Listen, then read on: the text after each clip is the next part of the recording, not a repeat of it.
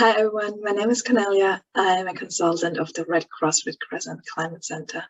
And I'm originally from Austria, but I'm currently at the University of Georgia in the southeast of the United States. And I'm looking into hurricane research here. But today I'm going to present you my project on compound risk analysis and climate and conflict in Sudan. And just to give you a quick background of what it is about. So it's focusing on anticipatory action in Sudan and expanding it to new areas and specifically to conflict settings. So anticipatory action is focusing on setting up early actions, which means to act before disaster happens based on forecasts and set mitigation measures really early ahead. However, in Sudan, the Red Cross really quickly realized one of the biggest issues is the data scarcity, meaning that a lot of geospatial data is either very scarce or missing at all, also accounting for very basic mapping material. So what this project is looking into is identifying high-risk areas in Sudan, which are highly prone to climate and conflict hazards, and at the same time looking into whether or not these areas are mapped.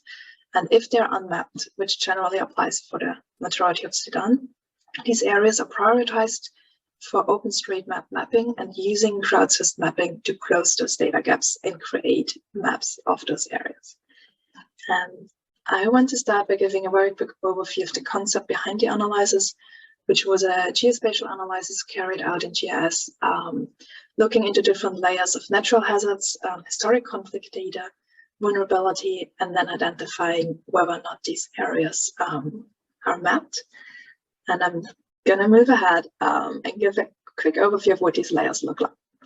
So one of the layers used was flood exposure, as you can see for Sudan, especially situated in the southeast, and then southwest around the Nile River banks.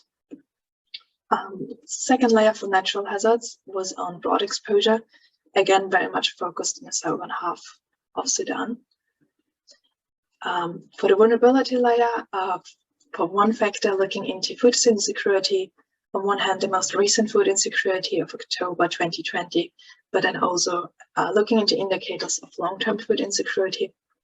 And then for a second factor of vulnerability, I looked into the location of IDP and refugee camps, which again are mainly located in the southern area of Sudan, using buffer zones to get a geospatial and geographic zoning around the camps included.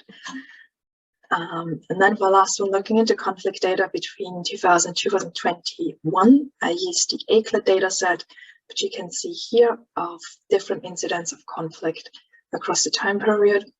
And I went on and conducted a density analysis to identify those geographic hotspots, which in the last 20 years have been affected most intensely by conflict. So with all these layers, I went ahead, I classified them, and then overlaid them to identify those areas where all of them overlaid geographically with the highest risk. And give you an overview, this is the overview map from the outcome of this analysis.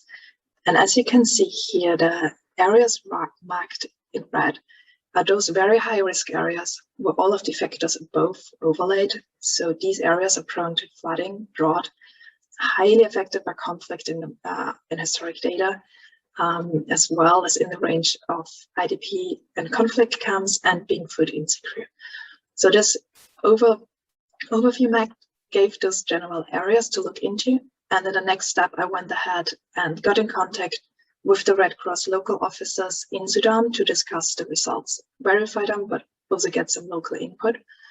And I know this is a very quick pitch, so I'm going to give you one example of the priority areas. At the moment, I'm working on 5 different priority areas, but I will show you the one with the highest priority, which is the Kassala area in the north, kind of northeast of Sudan.